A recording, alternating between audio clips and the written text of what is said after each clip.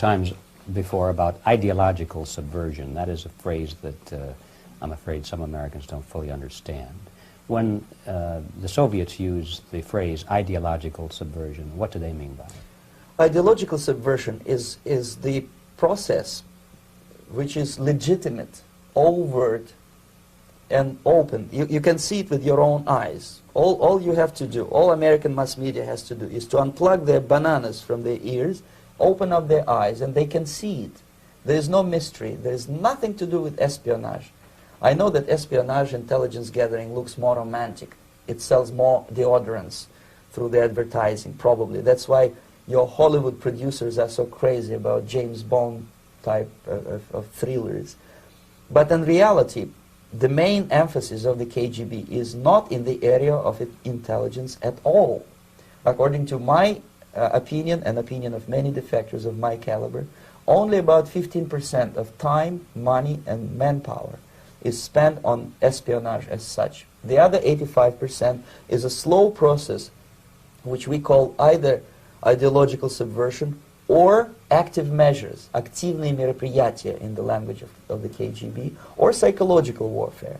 What it basically means is to change the perception of reality of every American to such an extent that despite of the abundance of information, no one is able to come to sensible conclusions in the interests of defending themselves, their families, their community, and their country. It's a great brainwashing process which goes very slow, and it's divided in 4 basic stages. The first one being demoralization. It takes from 15 to 20 years to demoralize a nation. Why that many years? Because this is the minimum number of years which requires to educate one generation of students in the country of your enemy, exposed to the ideology of the enemy. In other words, Marxism-Leninism ideology is being pumped into the soft heads of at least 3 generations of American students without being challenged or counterbalanced by the basic values of Americanism, American patriotism. The result you can see. Most of the people who graduated in the 60s, dropouts or half-baked intellectuals, are now occupying the positions of power in the government, civil service, business, mass media, educational system. You are stuck with them. You cannot get rid of them. They are contaminated. They are programmed to think and react to certain stimuli in a certain pattern. You cannot change their mind, even if you expose them to authentic information, even if you prove that white is white and black is black, you still cannot change the basic perception and the logic of behavior.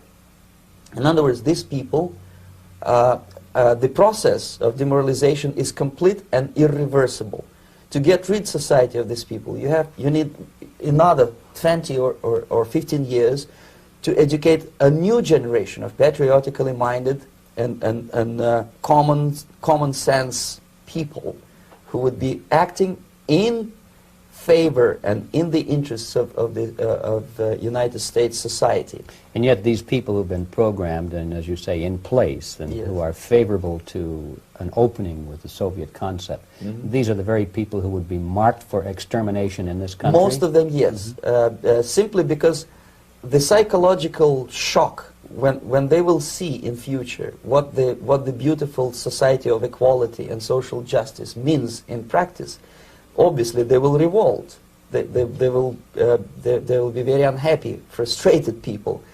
And the Marxist-Leninist regime does not tolerate these people. Obviously they will join the links of dissenters, dissidents.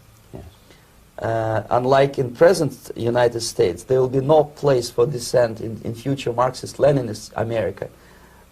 Here you can get popular like Daniel Ellsberg and filthy rich like Jane Fonda for being dissident, for criticizing your Pentagon. In future, these people will be simply squashed like cockroaches. Nobody is going to pay them nothing for their beautiful, noble ideas of equality. This they don't understand, and it will be the greatest shock for them, of course.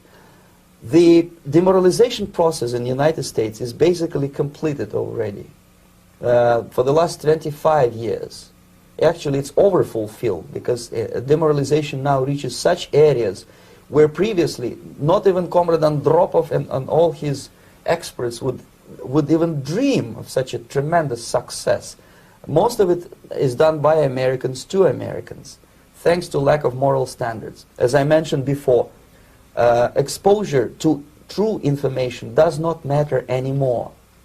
A person who was demoralized is unable to assess true information. The facts tell nothing to him. Even if I shower him with information, with authentic proof, with documents, with pictures, even if I take him by force to the Soviet Union and show him concentration camp, he will refuse to believe it until he is going to receive a kick in his fat bottom. When a military boot crashes his, then he will understand, but not before that. That's the tragic of the situation of demoralization. So basically America is stuck with demoralization, and unless, even if you start right now, here, this minute, you start educating new generation of Americans, it will still take you 15 to 20 years to turn the tide of ideological perception of reality back to normalcy and patriotism. The next stage is destabilization. This time, subverter does not care about your ideas and the patterns of your consumption. Whether you eat junk food and get fat and flabby, it doesn't matter anymore. This time, and it takes only from 2 to 5 years to destabilize a nation, what matters is essentials: economy, foreign relations, defense systems. And you can see it quite clearly that in some areas, in such sensitive areas as defense and economy, the influence of Marxist-Leninist ideas in the United States is absolutely fantastic. I could never believe it 14 years ago when I landed in this part of the world that the process will go that fast. The next stage, of course, is crisis. It may take only up to 6 weeks to bring a country to the verge of crisis. You can see it in Central America now. And after crisis, with a violent change of power, structure, and economy, you have so-called the period of normalization. It may last indefinitely. Normalization is a cynical expression borrowed from Soviet propaganda. When the Soviet tanks moved into Czechoslovakia in '68, Comrade Brezhnev said, "Now the situation in brotherly Czechoslovakia is normalized." This is what will happen in the United States if you allow all these schmucks to bring the country to crisis, to promise people all kind of goodies and the paradise on earth, to destabilize your economy, to eliminate the principle of free market competition, and to put a big brother government in Washington, D.C., with benevolent dictators like Walter Mondale, who will promise lots of things, never mind whether the promises are fulfillable or not. He will go to Moscow to kiss the bottoms of new generation of Soviet assassins, never mind. He will create false illusions that the situation is under control. Situation is not under control. Situation is disgustingly out of control. Most of the American politicians, media, and educational system trains another generation of people who think they are living at a peacetime. False. The United States is in the state of war, undeclared total war against the basic principles and the foundations of this system. And the initiator of this war is not Comrade Andropov, of course. It's the system. However ridiculous it may sound, the world communist system or the world communist conspiracy, whether I scare some people or not, I don't give a hoot. If you are not scared by now, nothing can scare you. But you don't have to be paranoid about it. What actually happens now, that unlike myself, you have literally several years to live on unless the United States wake up. The time bomb is ticking. With every second, the disaster is coming closer and closer. Unlike myself, you will have nowhere to defect to, unless you want to live in Antarctica with penguins. This is it. This is the last country of freedom and possibility. Okay, so what do we do? What is your recommendation to the American people? Well,